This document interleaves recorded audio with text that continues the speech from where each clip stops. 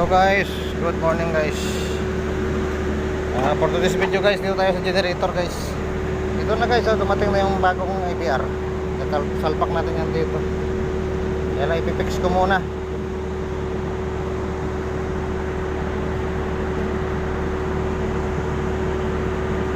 Yan o. Nilik.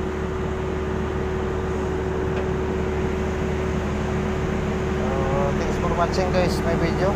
Please follow, like, and share kung magustuhan yung video guys. Kapit na natin guys, i-update ko kayo ng kung ano yung resulta kung hindi na under voltage.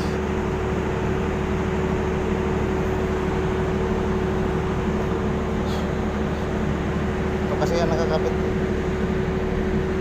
Ito yung wire nya.